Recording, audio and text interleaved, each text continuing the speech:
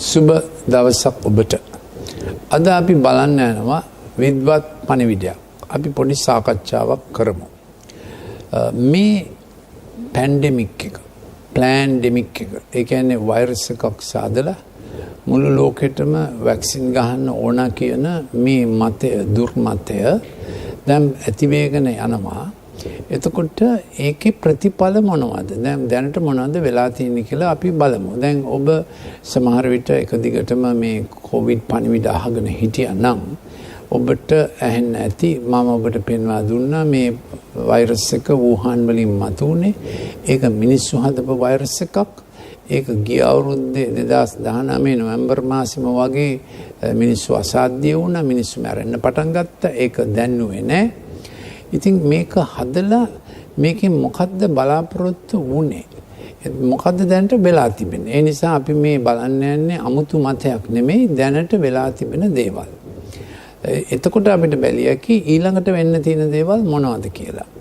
දැන් මේ වෙනකොට අපේ ලංකාවෙත් මේ වෛරස් එක දෙවෙනි සැරයක් මතුවෙලා අපි යම් අසීරුතාවයකට පත් වෙලා ඉන්නේ. ඉතින් අපේ රජයට අපි කෘතඥ පූර්වක වෙනවා ඒ ගන්නා වූ උත්සාහයන් ගැන. ඉතින් මගේ 91 වෙනි පණිවිඩේ මම කිව්වා ලෝකය පාලනය කරන ෆේක් සයන්ස්, ව්‍යාජ විද්‍යාව සහ ව්‍යාජ තොරතුරු සපයන මාධ්‍ය කොපමණ බලවත් වෙලා තිබෙනවද කියලා සමහර විට රජයකට වඩා ඒගොල්ලෝ කියන ඒවා තමයි මිනිස්සු පිළිගන්නේ.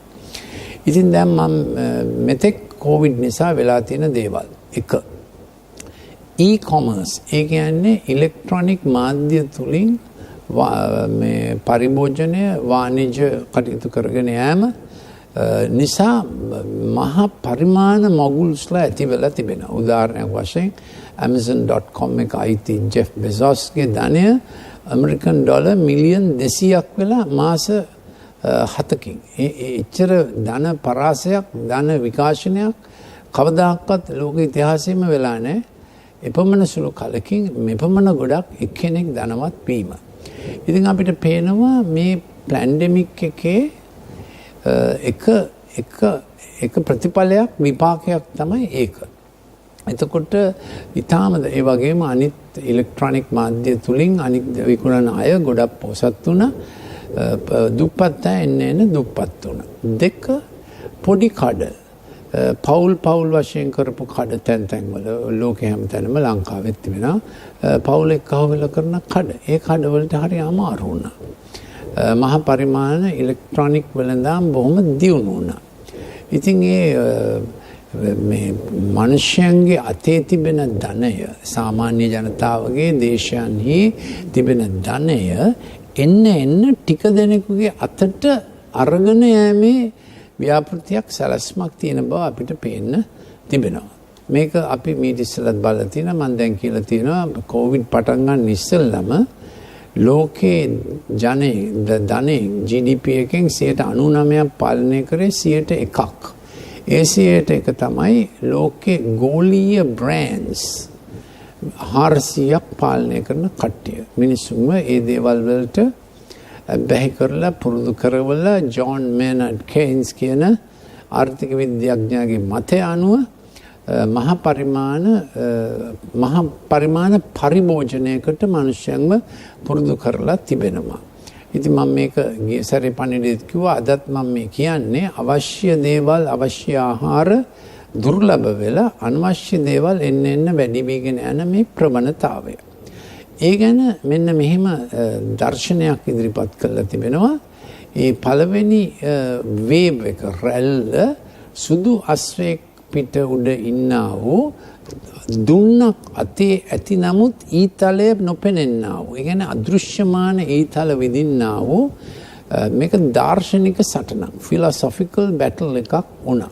එහෙම එතකොට මේ මිනිස්යන්ගේ හිත හැදීගෙන ගියා තමන්ගේ දේශය විශ්වාස කරන්නේ නැතිව ගෝලීය පාලනයක් අවශ්‍යයි. රටවල් වල රජයන් කරන අය ඒක කරන්න දන්නේ නැහැ. යනාදි වශයෙන් මතයක් හැදෙව්වා ලෝකේ පුරාම.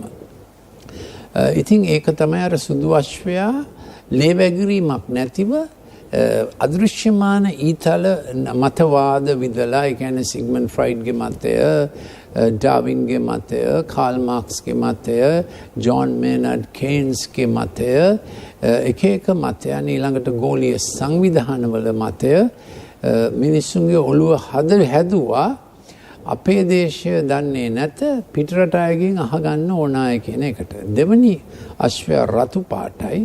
එයාගේ පිටේ ඉන්න අසුරුවාගේ අතේ ලොකු කඩුවක් තිබුණා. ඉතින් අපි දන්නවා රතු පාට කියන්නේ කොමියුනිස්ට් පාටනේ. එතකොට මාක්ස්වාදය තුලින් ලේ වගුරුන විප්ලව වලට රටවල් යටත් කරා. මම මේ කියන්නේ දෙවනි ලෝක මහා සංග්‍රාමයෙන් පස්සේ කොහොමද දේශයන්ගේ ස්වෛරීතාවය එන්න බාල වෙලා හීන වෙලා ගියේ. දෙවනි ලෝක මහා සංග්‍රාමය වෙනකන් ඒ දේශයන් තම දේශයන් ලෙස කරගෙන ගියා. දෙවනි ලෝක මහා සංග්‍රාමයෙන් පස්සේ ස්වෛරී දේශවලට තනියම කරගෙන යන්න අමාරු තත්ත්ව එන්න වැඩි වුණා. ඒක ලංකාවටත් බලපෑවා. ඉතින් එතකොට ඒ රතු අශ්වයා එයාගේ අසුරුවක් කඩුවක් අරගෙන තමයි ඒක කළේ. ලේ වගුරන්නා වූ ප්‍රචණ්ඩ අවි ආයුධ වලින් දියත් කරපු යුද්ධ ගොඩක් පැන නගින්න පටන් ගත්තා. ඉතින් දැන් 1945ට පස්සේ එවැනි යුද්ධ වලින් එක තැන්වල ඇති වුණු යුද්ධ සහ විප්ලව වලින් මරණු සංඛ්‍යාව වැඩි ලෝක මහා සංග්‍රාම දෙකෙන්ම මරණු සංඛ්‍යාවට වඩා. ඒක ඔබ දැනගත යුතුයි. එම නිසා රට ස්වෛරී රාජ්‍යයන් ඩිස්ටැබිලයිස් කරන. ඒගොල්ලන්ගේ දේශපාලනය ඒගොල්ලන්ට කරගෙන යන්න බැරි ලෙස කණ්ඩායම් සැලසුම් සහිතව වර්ගවාදී යුද්ධ අනාදි දේවල් ඇතිවේගෙන යනවා මේ රටක ස්වෛරීතාවයේ බිඳින්න. ඒව තමයි අර කඩුවෙන් කරන වැඩ. තුන්වෙනි අශ්වයා. මොකද මේගොල්ලන්ට අශ්වය කියන්නේ මේක රැපිඩ්ලි පැතිරීගෙන ගියා. සමහරු කියනවා මේකට ඇපොකැලිප්ටික් හූෆ් බීට්ස් කියලා පොතක් තිබෙනවා.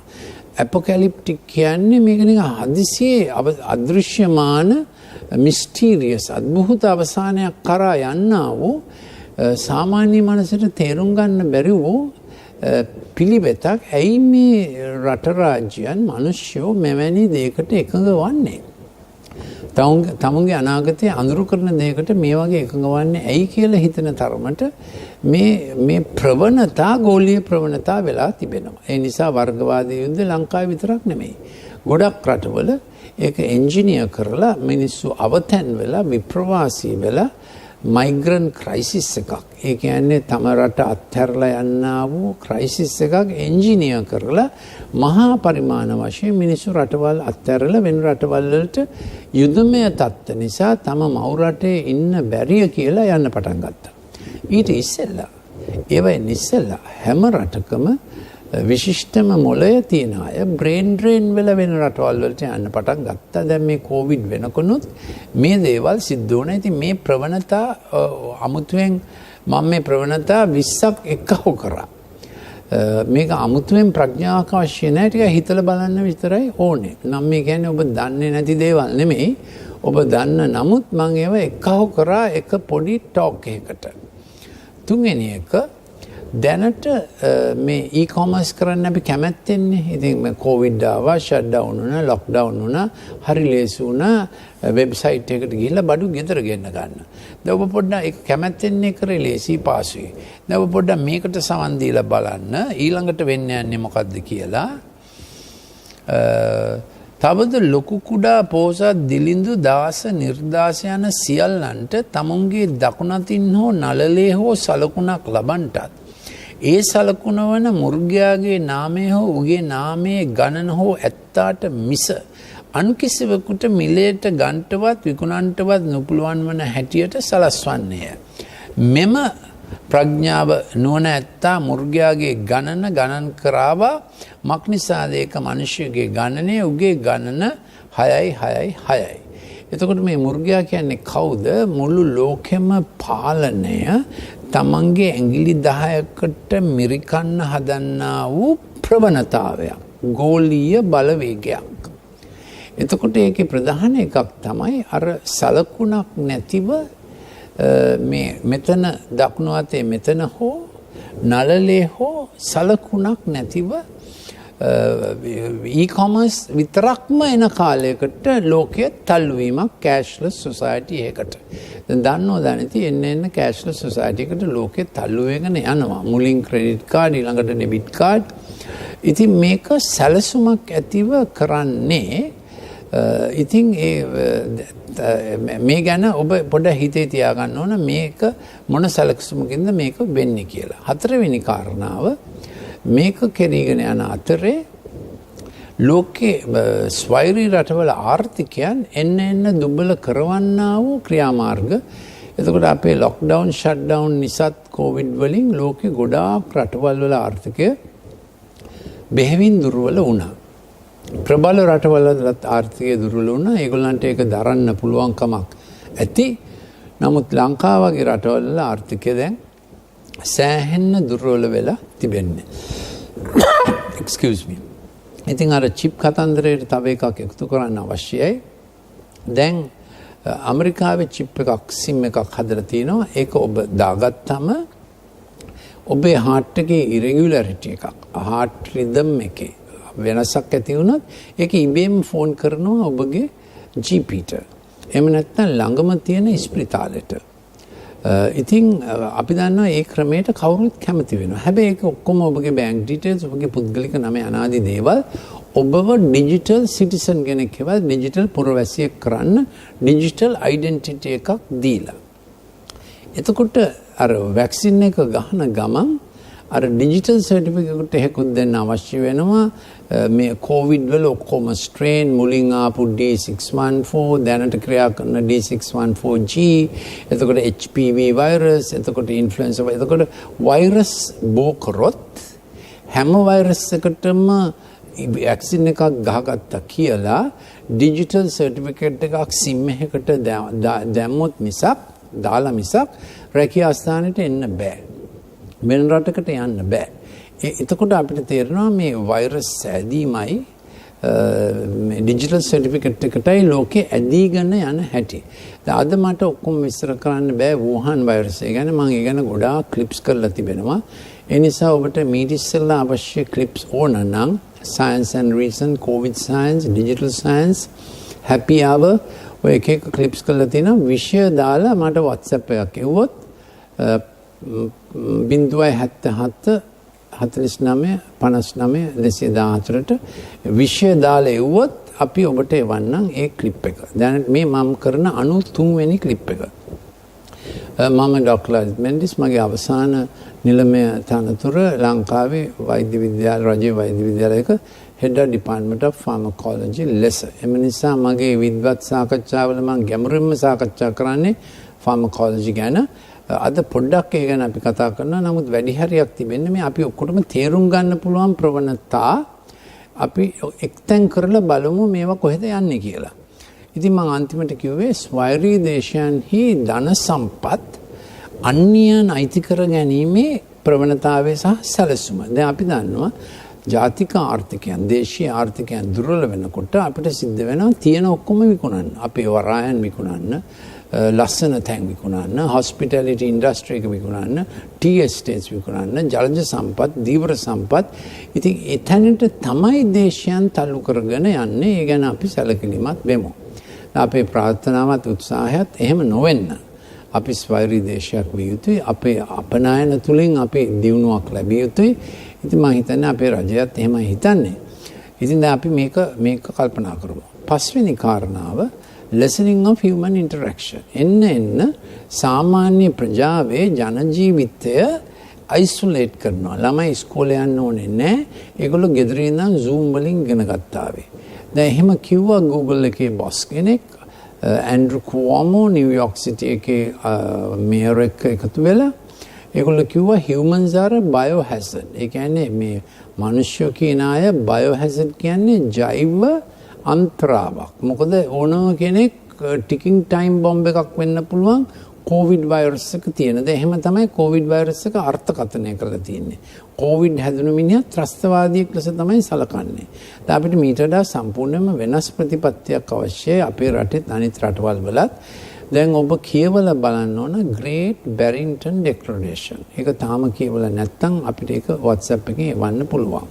Great Barrington Declaration.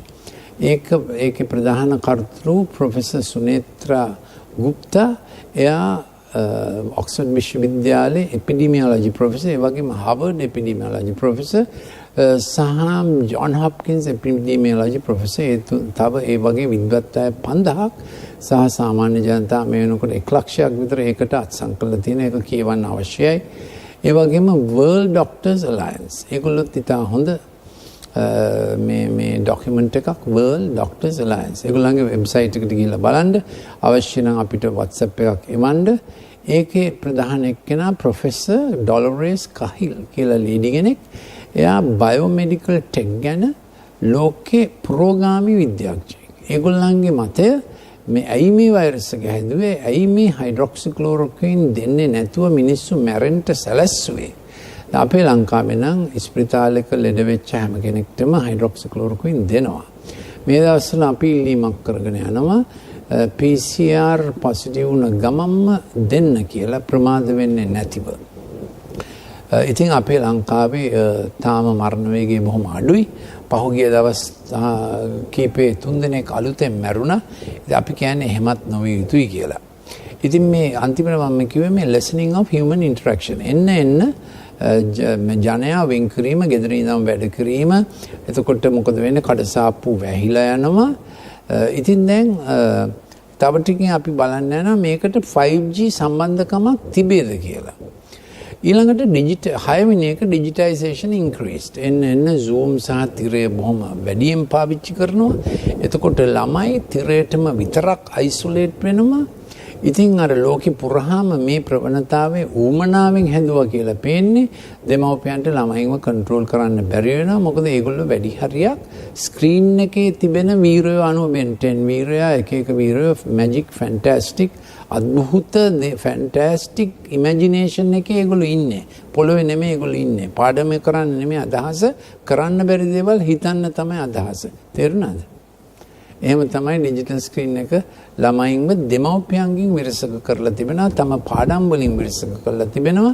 තමන්ගේ ඉදිරි ජීවිතයේ සැලසුමින් විරසක කරලා තිබෙනවා. So I think it's a design. හත්වෙනි කාරණාව destruction of family, sexualism and LGBTQ agenda. දැන් අපි දන්නවා පුරවැසියෝ පුහුණු කරන තැන තමයි ගෙදර. ඒකයි ගෙදර සහ පවුල. ඉතින් විවාහය කියන්නේ පියෙක් සහ මවක්, පුරුෂයෙක් සහ ස්ත්‍රියක් ජීවිතාන්තය දක්වා විශ්වාසවන්තව සිටිමින් පුරවැසියෝ හදන තැන ඉස්කෝලේ නෙමෙයි. පළවෙනි තැන පුරවැසියෝ හදන්නේ ගෙදර, ඊළඟට පාසල, ඊළඟට වැඩපොළ, අවසානයේ තමයි රජය. රජයට පුරවැසියන් හැදීමට තියෙන්නේ බොහොම මේ පළවෙනි තැන නෙමෙයි. ඒගොල්ලෝ සීමා සහ ඔපචුනිටිස් ලැස්ති කරන්න ඕන. පුරවැසියන් හදන්නේ ගෙදර. ඉතින් ගෙදර සහ පවුල සහ විවාහය වැරදි විදිහට අර්ථකථනය කරාම මුළු ජාතියක් විනාශ කරනවා. මනුෂ්‍ය සංහතිය විනාශ කරනවා. ඒක සැලැස්මක්. So gay rights, sexualizing life. ඉතින් පොඩි කාලෙම තරුණ වයසෙම ළමයින්ව sexualize කරලා ලිංගික අපචාරවල යෙදවීම, ඩිජිටල් ස්ක්‍රීන් එකකින් ඒකට තියෙන පුෂ් එක හැම දෙමව්පියෙක්ම මේ ගැන දැනුවත් වෙන්න අවශ්‍යයි. You can't say everything is modern. You will be foolish if you don't protect your children.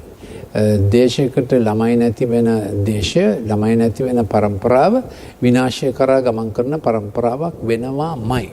Children is our future. And if we don't protect our children and our youth, we have no future.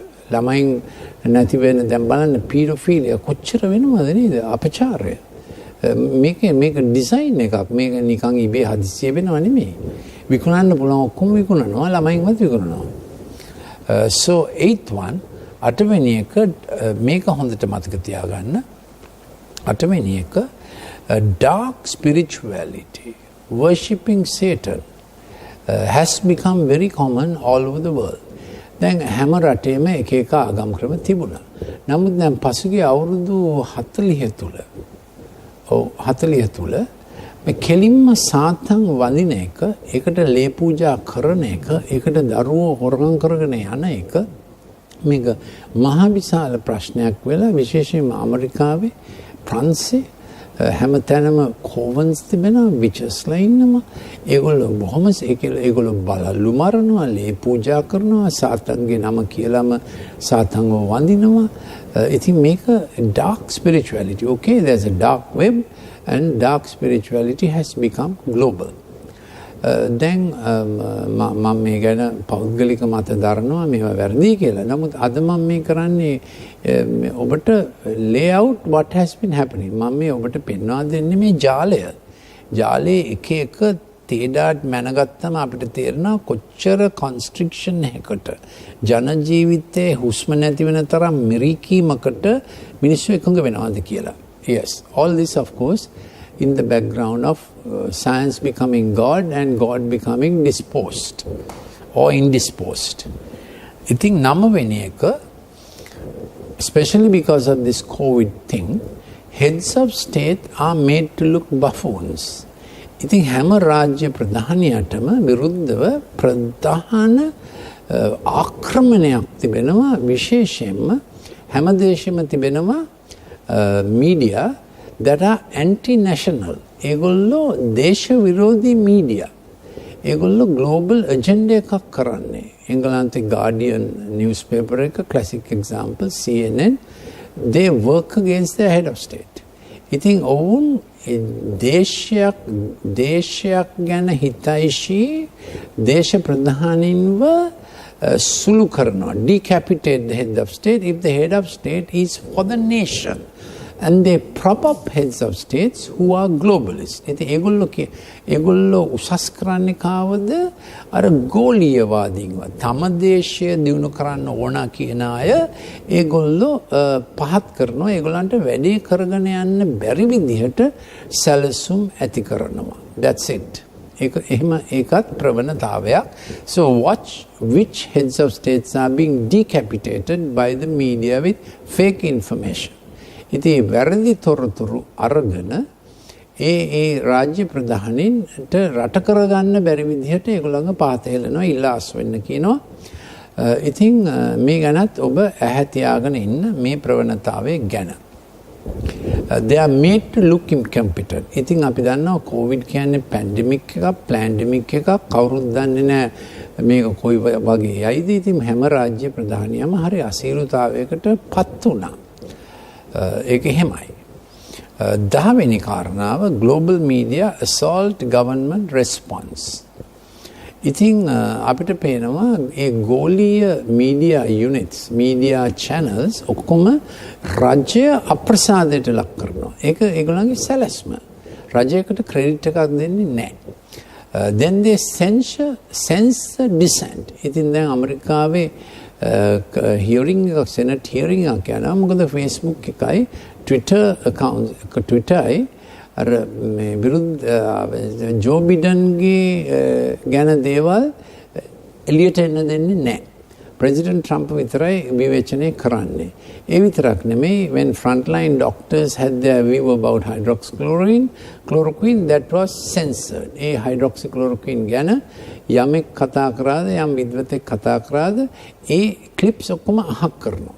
ඒගොල්ලෝ sensor කරනවා. ඒ කියන්නේ අපි ව්‍යාජ තොරතුරු තුලින් මහජනතාවගේ මනස හැදීම. මම කිව්වේ there was a White House with a invisible arrow shooting.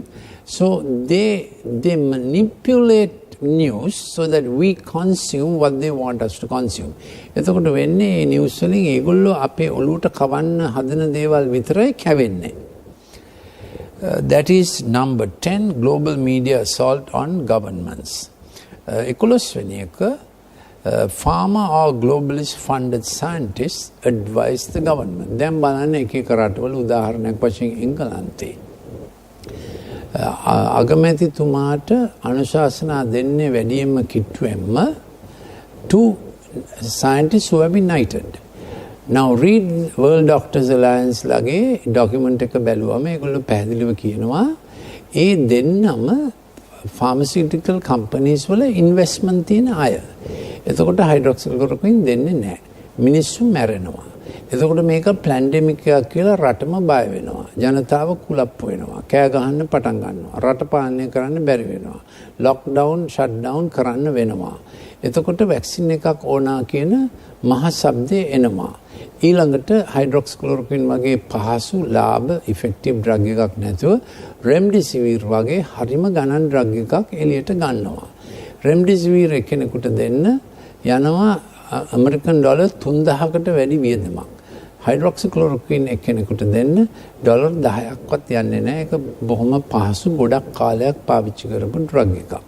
So what is my point? Those who are advising government in many western countries have vested interests. ඉතින් ඒ ආණ්ඩුවට උපදේශ දෙන විද්‍යාඥයන්ව බාහිර බලවේග සල්ලි වලට අරගෙන. ඉතින් අපේ ලංකාවේ තාමත් රජය ලංකාවේ විද්‍යාඥයන්ට වෛද්‍ය විශේෂඥවරුන්ට ඇහුම්කන් දෙන එක ඉතාම හොඳ දෙයක්. දැන් ඒක තව ලෙවල් එකකට යනවා when globalist organizations that governments begin to believe a globalist organization more than your own national experts. ඉතින් යම් රජයක් ගෝලීය විද්‍යාඥයන්ට සවන් දෙන්න ගියොත් ගෝලීය සංවිධාන වලට සවන් දෙන්න ගියොත් තම දේශයේ ඉන්නා වූ එක්ස්පර්ට්ස් වලට සවන් දෙන්නේ නැතුව තව ප්‍රශ්නයක් ඇති වෙනවා. 12 වෙනි කාරණාව fake science has taken over academia. ඉතින් ව්‍යාජ විද්‍යාව ඒ කියන්නේ money funded science, money funded medical research. දැන් මේක ගොඩක් පැහැදිලි වුණා හයිඩ්‍රොක්සික්ලොරොක්වින් යුද්ධයේදී. ඒ වගේම Lancet ජර්නල් එක ප්‍රසිද්ධ මෙඩිකල් ජර්නල් එකක් පළ කරා ආටිකල් එකක් හයිඩ්‍රොක්සික්ලොරොක්වින් වලට විරුද්ධව. සති දෙකක් යනකොට ප්‍රොෆෙසර්ස් ඔෆ් ෆාමකොලොජි එක ප්‍රොටෙස්ට් කළා කිව්වා මේක බොරු. ඒගොල්ලන්ට සිද්ධ වුණා ඒක රිට්‍රැක්ට් කරන්න. So medical journal retracting an article is a terrible thing. You can't trust the journal thereafter. එච්චර හදිස්සියේ ප්‍රකාශ කරපු ආටිකල් එකක් පස්සේ වැරදුනා කිව්වම ඒ ජර්නල් එක විශ්වාස කරන්න බෑ. නමුත් ඒකෙන් ඔවුන් කරේ හයිඩ්‍රොක්සික්ලොරොක්වින් භයානකයි කියන බොරුව ජනප්‍රවාදයට එක්කහුව කරා. So fake science having taken over academia, foreign nations buying over academia, pharmacological companies buying over professors in university is a huge big problem. One university professor of Harvard was arrested because he had been dealing with a foreign nation. ඉතින් මේවා වේගන යනවා. 13 වෙනි කාරණාව the entertainment industry is driving a global agenda. ඉතින් entertainment දැන් ලොකු තැනකට ගිහිල්ලා තියෙනවා entertainment දැන් ලෝකේ වීරයෝ ශූරයෝ තරුණ පරම්පරාව අහුම්කම් දෙන්නේ විද්‍යාඥයන්ටත් නෙමෙයි මේ විද්‍යාඥයන්ටත් නෙමෙයි ආණ්ඩුවටත් නෙමෙයි ස්පෝර්ට්ස් පර්සනැලිටිස් වලටත් නෙමෙයි entertainment heroes ලට Instagram heroes ලට තමයි heroines ලට තමයි entertainment ලෝකේ අයට තමයි මහා විශාල ජන කණ්ඩායමක් අහුම්කම් දෙන්නේ. And the whole entertainment industry drives LGBTQ, satanism, alternative sexuality and views. ඉතින් ඒගොල්ලෝ හැමතිස්සෙම විකල්ප දේවල් තමයි අනුබල දෙන්නේ. ඉතින් ඒක මහ විශාල බලවේගයක් වෙලා. So if you allow your kids to be guided by the entertainment industry, you lose them. ඉතින් ඔබගේ ළමයි entertainment industry එකට පුරුදු වුණාම ඔබට ඔවුන්ව පාලනය කරගන්න බැරි වෙනවා. That is point number 13. I hope you are not tired. 14 වෙනි කාරණාව the empire strikes back. Global experts all the time contravene what good science of national experts say. ඉතින් ගෝලීය විශේෂඥයෝ WHO සහ අනිත් ගෝලීය සංවිධාන හැමතිස්සෙම ජාතීන්ගේ ස්වෛරීතාවය බිඳෙන විදිහට ඒගොල්ලන්ගේ මත ඉදිරිපත් කරනවා ඒගොල්ලන්ගේ අවශ්‍යතාවය ඉෂ්ට කරගන්න. So why would someone want to sell vaccines for us that vaccines we don't need? We don't need a flu vaccine. Influenza is not a problem in Sri Lanka. ඉතින් influenza කියන එක අපේ ලංකාවට ප්‍රශ්නයක් නෙමෙයි. COVID වලින් මරණ සංඛ්‍යාව වැඩි වූ හැම රටේම දකින්න ලැබෙන ලක්ෂණය තමයි ඒගොල්ලෝ ඉන්ෆ්ලුවෙන්සා වැක්සින් එක අවුරුද්දකට දෙසරයක් ගැහුවා. ඉන්ෆ්ලුවෙන්සා වැක්සින් එක ගැහුවම අපේ ප්‍රතිශක්තිය අඩපණ වෙනවා. ප්‍රතිශක්තිය වැරදියට ක්‍රියා කරනවා. එහෙම තමයි මිනිස්සු මැරෙන්න පටන් ගත්තේ. අපේ ලංකාවේ එච්චර මැරුණේ නැහැ. ඒකට අපි we thank God. ඉතින් ඒක කිව්වේ the empire strikes back. How does the empire strikes back? Always there'll be fake media, fake science, globally manipulating, and national experts become helpless or they get bought over. ඉතින් ඒ global empire එක මේ විදිහට ක්‍රියා කරනකොට ඒගොල්ලෝ තමයි එක්ස්පර්ට්ස්ලා ඒගොල්ලෝ දේශීය එක්ස්පර්ට්ස්ලාව සල්ලි වලට ගන්නවා නැත්නම් ඔවුන්ගේ කට වහනවා. ඉතින් එහෙම තමයි දැන් සයන්ස් යන්නේ. So empire striking by economic shutdown, lockdown, nations becoming poor, දේශයන් එන්න දුප්පත් වෙනවා, ඔවුන්ගේ අත්‍යවශ්‍ය සම්පත් ඔවුන්ට විකුණන්න සිද්ධ වෙනවා. 15වෙනි කාරණාව මම ඉස්සෙල්ලා කිව්වා ඒක Satanism worldwide and dark occult spiritual revival. ඒ නිසා අර සාතන් නමස්කාර කරන ඒ කටයුත්තත් බොහොම කෙරීගෙන යනවා. දැන් අපිට තිබෙනවා තව කාරණා 6ක්. 16 heads of state who want global oligarch rule. දැන් පොඩ්ඩක් බලන් ඉන්න. දේශයේ කොයි රටවල අයද කතා කරන්නේ අපි ඔක්කොම එකහුව වෙලා එක රාජ්‍යයක් හදන්න ඕන මේ පැන්ඩමික් එකට මුහුණ දෙන්න කියලා. අපේ national boundaries අහක් කරමු අපි ඔක්කොම ගැන සලකන්න ඕන කියලා ටොක් එකක් යන්න පටන් ගනී. එතකොට වෙන්නේ මොකද අර ගෝලීය බ්‍රෑන්ඩ්ස් 400ක් තීරණය කරලා තියෙන්නේ ඒගොල්ලන්ගේ අනාගතය ලාභ ලබන අනාගතය තිබෙන්නේ තම රටවල නෙවෙයි චීනයේ ඔක්කොම ලාභෙට නිෂ්පාදනය කරලා using China as a massive exporting platform. ඉතින් ඒගොල්ලන්ගේ අදහස ඒගොල්ලන්ගේ ඔක්කොම හදන්න ඕන බඩු චීනයේ හදලා labor laws නැහැ human rights නැහැ චීනයේ හදලා මුළු ලෝකෙට අපනයනය කරමු. ඉතින් ඇත්තෙන්ම චීනය ඒකේ කනගාටුදායක වික්ටිම් කෙනෙක් වෙනවා. චීන ජනතාවට අයිතියක් නැහැ අනාගතයක් නැහැ. චීන කොමියුනිස්ට් පාර්ටි එක තමයි මේ ඔක්කොම කන්ට්‍රෝල් කරන්නේ.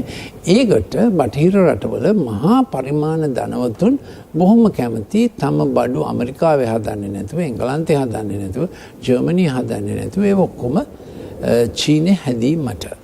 ඉතින් ඒකට විරුද්ධ වෙන්නා වූ head of state මේ රාජ්‍ය ප්‍රධානියව ඒගොල්ලෝ හක් කරනවා. So now we know Sri Lanka is in a big drive to produce our stuff here and to become an exporting economy. That's the way to go. We support that thought.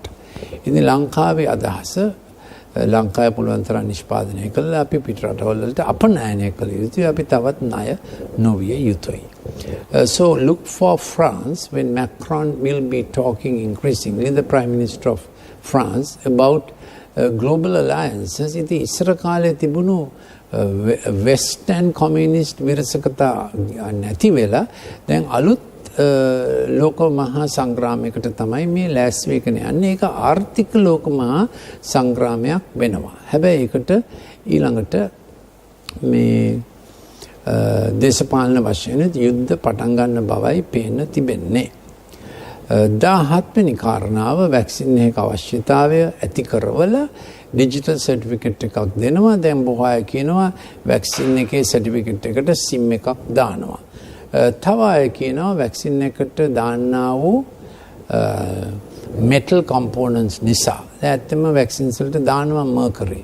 ඒගොල්ලෝ කියනවා 18 වෙනි කාරණාව vaccine එකට දාන metal components නිසා ඒ මනුෂ්‍යගේ ශරීරය vaccine එක ගත්තට පස්සේ 5G වලින් 5G ඇන්ටනා එකක් වගේ වෙනවා කියලා. මේක ඇත්තද නැත්තද මම දන්නේ නැහැ. මොකද 5G මගේ විශේෂඥත්වයක් නෙවෙයි. ඒක ගැන ඔබ කියවලා බලලා සාධාරණ තීරණයකට එන්න. නමුත් ඔබ දැනගත යුතුයි European Union එකේ scientistලා 5G වලට විරුද්ධ වුණා. So if you do a Google on European Union scientists plus 5G opinion ඒගොල්ලෝ ඒකට විරුද්ධ වුණා. ඉතින් ස්විට්සර්ලන්තේ මේක පටන් අරගෙන ඒක නවත්තන්න සිද්ධ වුණා. So check, you come to your own conclusion about 5G, but I am telling you what others are saying, that vaccines make a person a human antenna. I don't know the truth of it. So you just check it up. 19 වෙනි කාරණාව අපගේ ප්‍රතිශක්තිය සුළු කරන්නා වූ ආසාදන ක්‍රම, drug ක්‍රම, vaccines ගොඩක් ඇතිවේගෙන යනවා.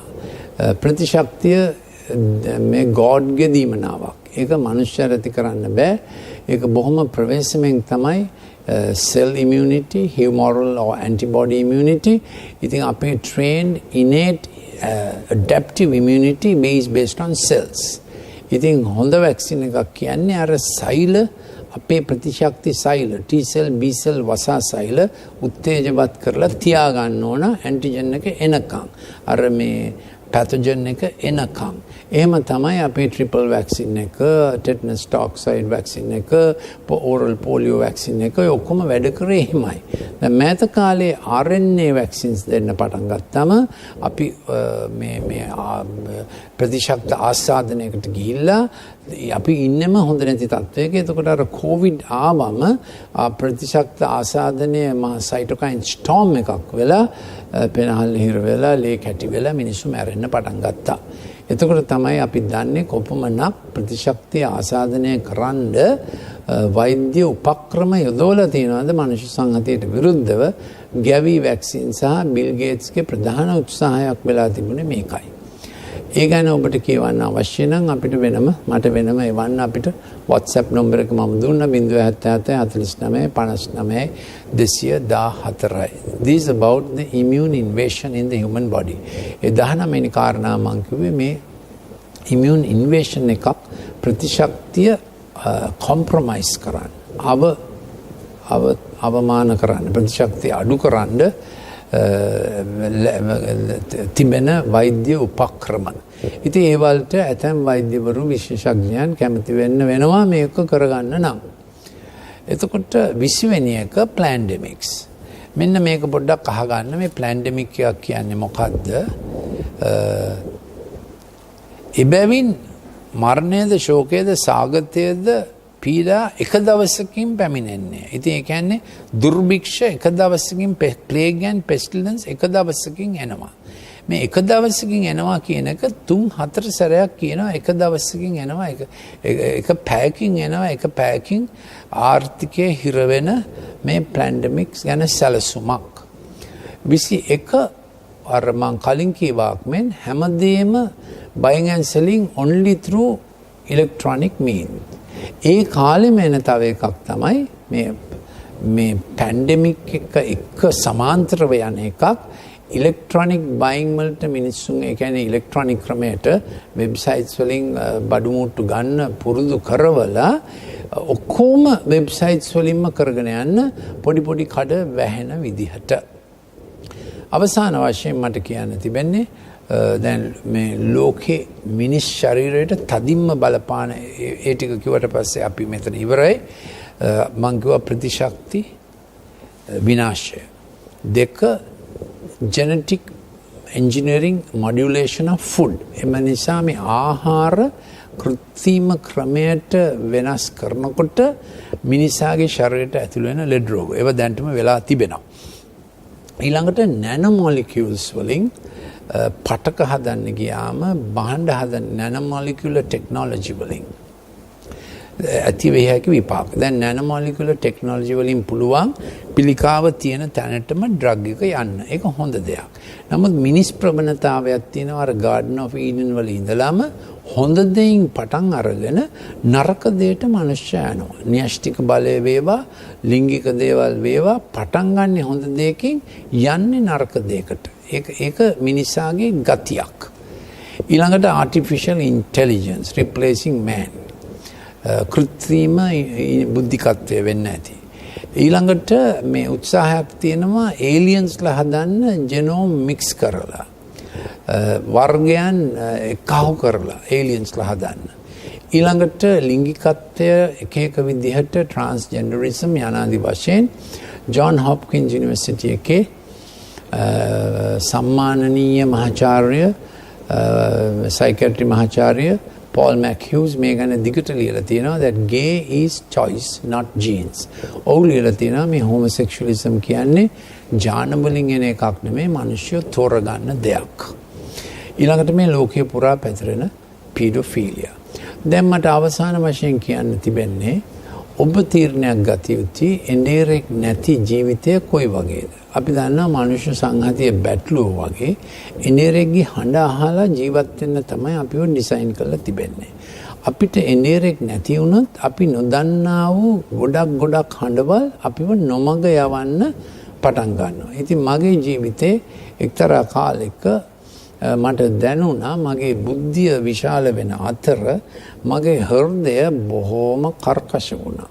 ඒ කාලේ මට තේරුණා මනුෂ්‍යයා බුද්ධියෙන් විතරක් ජීවත් වෙන්න ගත්තොත් ඔහු හොඳටම මරුමුස් වෙනවා. ඒ කාලේ තමයි මට මේ ජීවිතේට එනේරෙක් අවශ්‍යයි කියන හැඟීම ආවේ. ඔබත් මේ ගැන කල්පනා කරලා බලන්න. ඔබ තනියම ජීවිතේ කරගෙන යනවාද නොඑක් බලවේගවලට අහු වෙමින් නොඑක් මතවාදවල පැටලෙමින් නැත්නම් ඔබට හිතනවාද මගේ ජීවිතේටත් එනේරෙක් හිටියොත් හොඳයි. මේක තමයි අවසාන වශයෙන් මම ඔබට කියන්න තිබෙන්නේ. Thank you for listening. අහගෙන හිටියට බොහොම ස්තුතියි.